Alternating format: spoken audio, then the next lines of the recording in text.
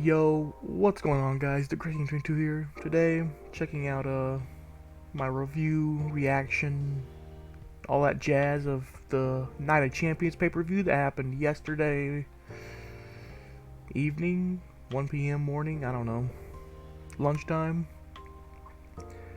And yeah, I just kind of want to run through it from start to finish and give my thoughts and stuff about what happened. And I'll also give like a match rating, like of a 1 to 10 match rating. Anyways, I'll start with Seth versus AJ Styles. That was the opening match. So we starting with that. It was for the world title. My only issue with this match was I knew AJ Styles had 0% chance of winning. That was my only issue, right? I feel like if Mustafa Ali and AJ Styles switched partners, Mustafa Ali would have had a better chance at winning this world title than AJ Styles would have. AJ Styles had no chance. That was my only issue with the match, period. But overall, it was a good wrestling match. Yeah, to the point where at one point you had Seth selling the leg like a story injury, selling the leg and started going for a stomp. The first stomp was weird. I don't know if he was like aiming for his head, but then like buckled and then hit the hand, or was aiming for the hand. I don't know what was going on there. That was a little wacky. The second stomp was complete story buckling. Like he just went for the stomp and then just leg gave out under him and he couldn't get up. Then third time he went for the stomp, he hit it, and then 1, 2, 3, and your new WWE World Heavyweight Champion, Seth freaking Rollins. Like I said, it was a good match. I would, like, in rating wise, I'd give it like a 7 out of 10. It was good wrestling, but I mean, you expect good wrestling between these two, and I also expected better. Like I expected like match of the night potential out of these two, right? Like steal the show type stuff. That's how good of wrestlers they are. So like I expected better, but either way, the next fight was Trish and Becky Lynch. I will say overall, it was a pretty bad wrestling match. It was a pretty much a botch fest almost. Like it was very clunky and old and botchy. And I feel like the only redeeming factor of the entire match was the ending of the match, right? Not like 1, 2, 3, get out of there, that type of ending. We'll save that for Rhea and Natalia's but no, the ending of the match where you had Trish on the outside going up under the apron like she's looking for something, and then she gets pulled out back from under it and thrown in the ring, and then the ref is talking to Trish. Trish is trying to distract the ref, and then Zoe Stark comes out from under the ring, hits Becky with the Z360. It looks great, by the way, and then throws Becky in. Trish hits Becky with a Stratisfaction or whatever. 1, 2, 3. Trish wins. Becky loses. The best part of all of it, they just made Zoe Stark look so good, especially with like the busted up nose at the end, like the picture of Becky Lynch just sitting on her knees, just looking up the ramp, like blood all over her nose, gushing out her nose. It just made it look that much more devastating, and that's what I loved about it. But besides that, I feel like the match lasted way too long. Like, oh my gosh, it never ended. It needed to end a lot sooner. Um,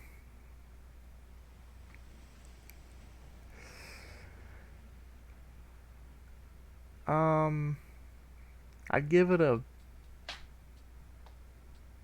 5 out of 10, maybe a 6 out of 10. Just because of the ending, I don't know. It's one of the two. Anyway, let's move on. Gunther versus Mustafa Ali.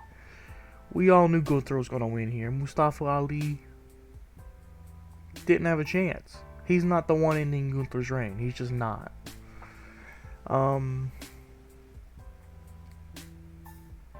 Yeah, I enjoyed the match. You cannot go wrong with the Gunther match. You really cannot. Because he's the Ring General. Gunther. You cannot go wrong with the Gunther match. And they made it look believable too, since it's like Mustafa Ali's home crowd. They made it look believable, like he was an underdog and he had a chance multiple times.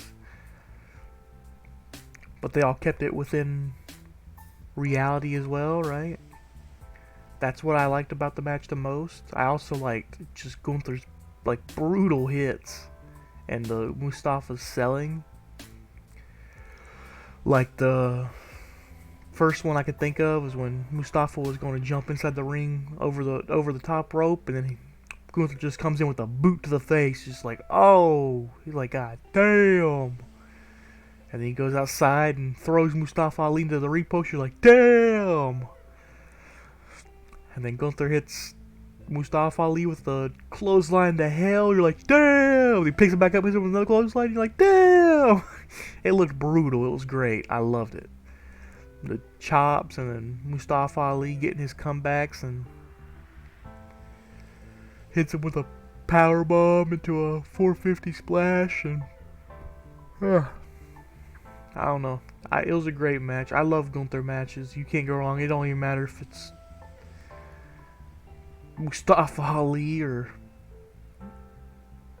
anybody else. It could have been anybody. Gunther would have put up a good match. I ain't seen one that was a bad match yet, so I'd give it it was really enjoyable. I'd give it a 9 out of 10. Like I liked it a lot. The next match I think was Bianca and Asuka, and it was an okay match. It was alright. It was the match itself was okay. I liked the finish.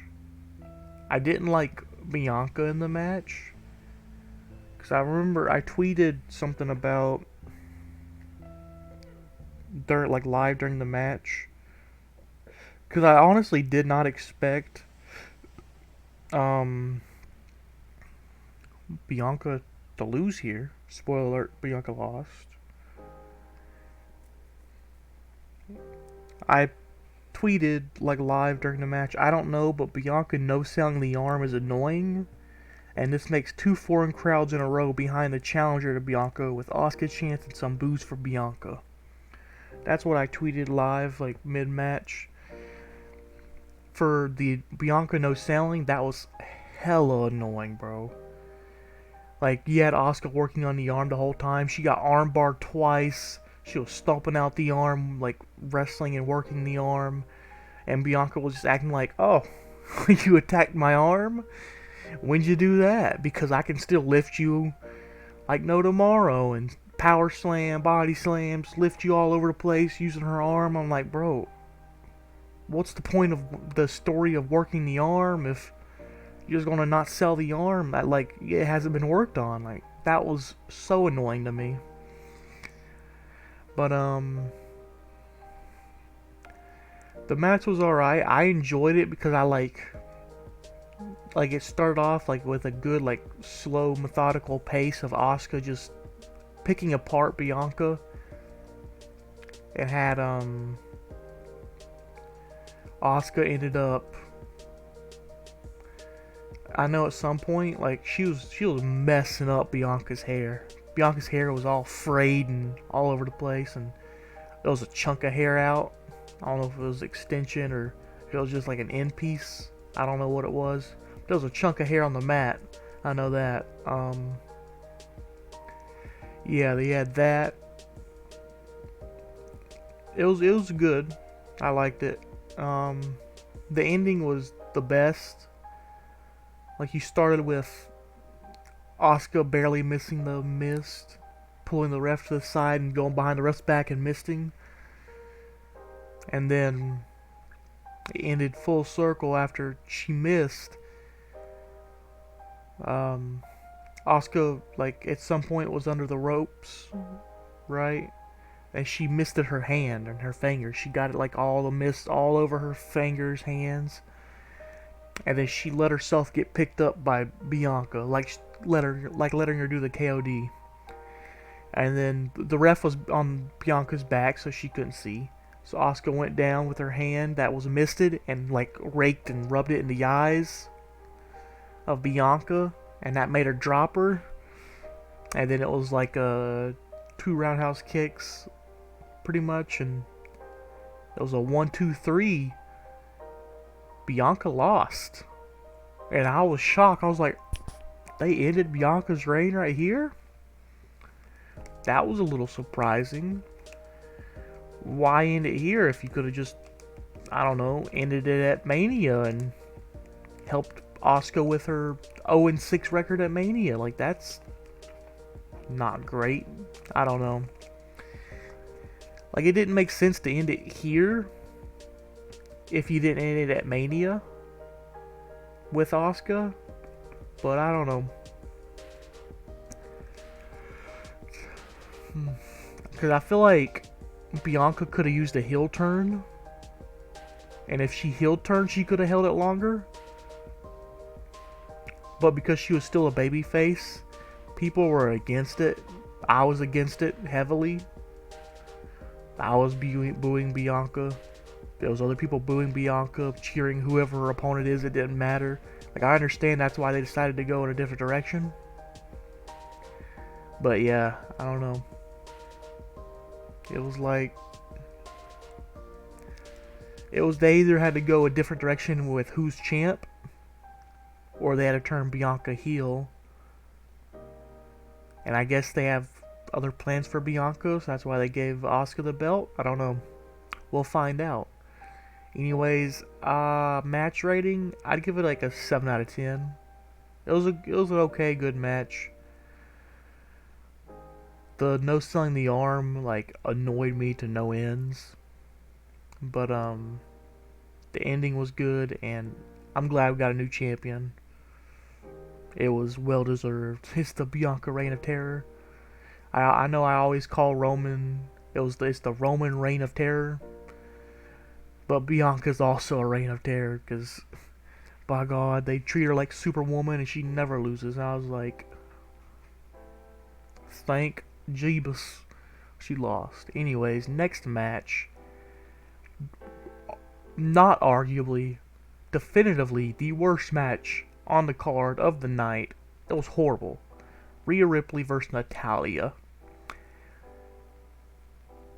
2 words for you. Squash match.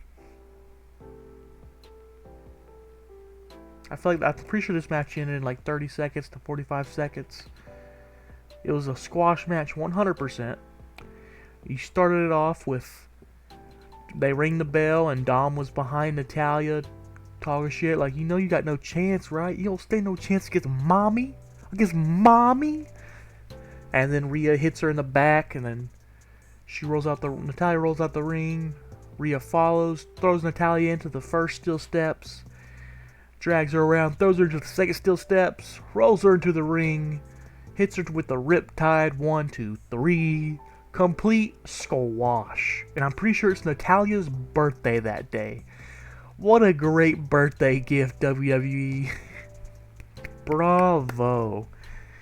I don't know why this match happened, period, to begin with. But, well, it didn't need to happen. I would have been better off watching Dom versus Natalya than Rhea Ripley versus Natalya, if I'm going to be honest here. But yeah, that was bad. Like, I literally just explained the whole match in a couple seconds. It was distraction, steps, Riptide 1, 2, 3. That was the match. The fact that it ended so quickly helps boost the rating, or I'd give it a 1 out of 10. But I'd give it like a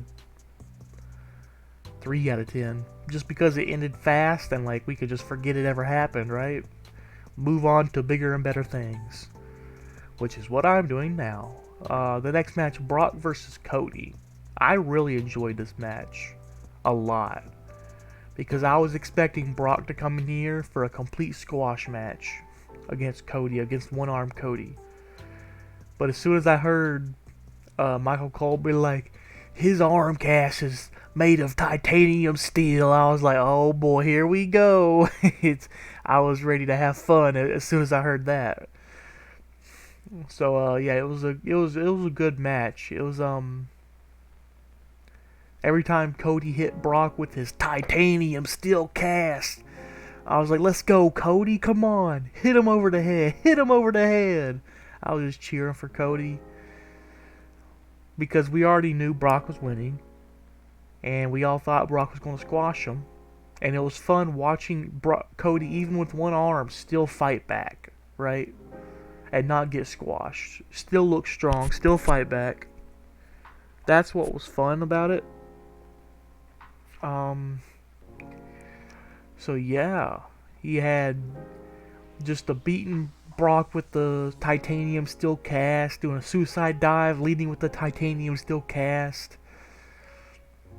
Then came in, Brock had a cut on his shoulder, and he came in and hit him with a whatever Cody kick or whatever it is. And then went for a crossroads, went for another one, and then Brock's no-selling goes immediately to the Kimura. Gotta love good old Brock no-selling. But goes to the Kimura. As soon as that happens, you immediately know the finish, right? It's gonna be a pass out, you don't tap out, never gave up. And so yeah, you have that. But he didn't that time, right? He did the old Hulkamania, like, put the hands up and go, oh, and he reached the ropes. And then, I think Cody got hit with an F5, 1-2 kick out, and then it was a back and forth of Cody hit him with this titanium steel cast, like on their knees, and then I think Brock hit him, and then Cody hit him, and it was something like that. And then Brock got him back into the Kimura lock. And then that was it. That was wraps as soon as that happened, right? So Cody passed out. I don't know if, I guess they're playing he passed out due to pain. I don't know. It'd make more sense if Brock put him in a guillotine or put him in a sleeper hold. Oh, he passed out. Passed out due to Kimura? I mean, okay. I guess they're going down the he passed out due to pain route, but that was weird for me a little bit, but either way, I enjoyed the match. I liked it a lot more than the first one because there was a lot more story involved in this one. Even though the first one was a good match, I liked it a lot. I love watching Brock get busted open, bleeding everywhere, Cody sneaking a win. I enjoyed it a lot. But I give this one like a 9 out of 10. I liked it a lot, and I like the direction that they can go with it. I don't know if what they're doing or what there's planned, but if we don't get Cody Brock 3 in an I Quit match, then dog, I quit, right? That would be a perfect stipulation match for the ending of this feud, right? If you think about it, you've never heard Brock say I quit before. And you know Cody won't say I quit due to him even wanting to go to Night of Champions and all the story that they've been building up. And then him competing with a broken arm and competing with a broken pec and not tapping out and passing out instead. You know that's perfect build up for an I Quit match. And if it's not, I'll be sad. Right? I quit, bro, if it's not. It's perfect build up, and it would make me excited for Cody Brock 3. Even though after Cody Brock 1, I wanted it to end right there and never happen again, because I did not trust WWE development. But now, after watching this one, I have more trust in in their Cody and Brock development, because I don't know. Either way, it was a good match. Like I said, 9 out of 10.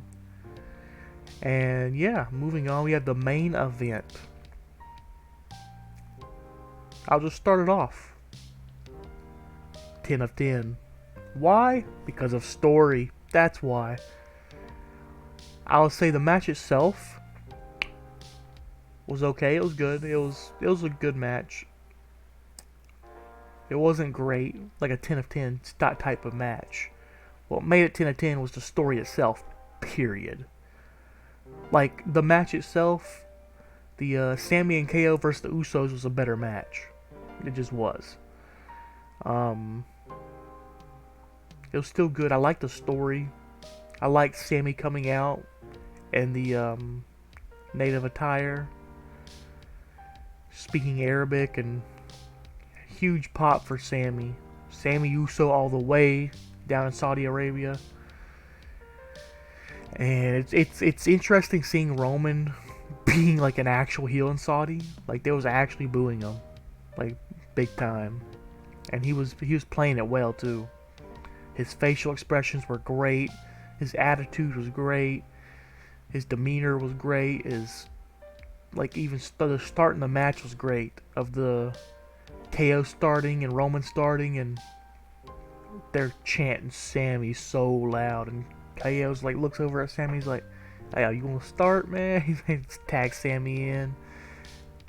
Huge pop. And then they do like a circle, and then Roman's like, "Nah," and he tags in Solo, and he like massive boos. Oh, that was great. Great start to the match, right?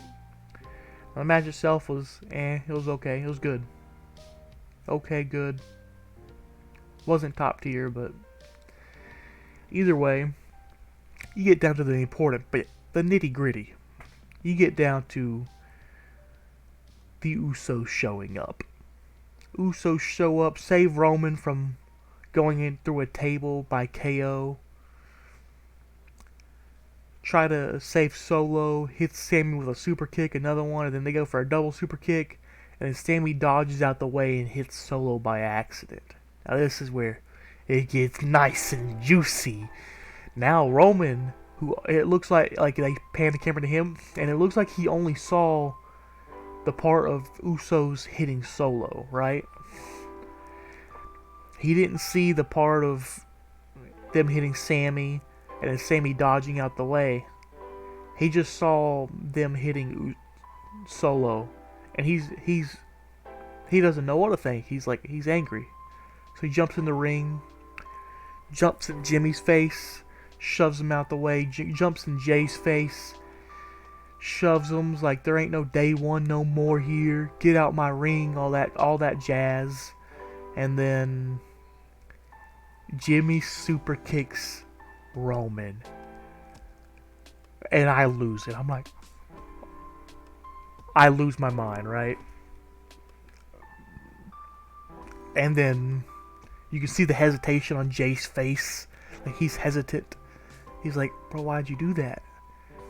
And Jimmy's like, "It's okay, I got you. I'm your brother, I'm your blood. I got you. I'm just doing something you should have done a long time ago." And he super kicks Roman again. I'm like, I'm ready to jump up, start throwing hands. It was great, right? Start swinging at my monitor. I was excited and hype. And then you still have like the hesitant Jay, because he's like he's been through this before and he knows the consequences, right? Because they've been indoctrinated into following Roman. But Jimmy's like, "Don't worry about it. I got you. Let's just leave. Let's leave.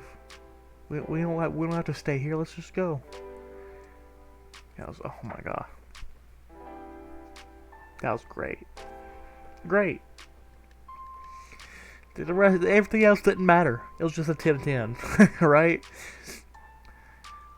Ending was cool, right? Roman's outside the ring because he got double super kick betrayed, and then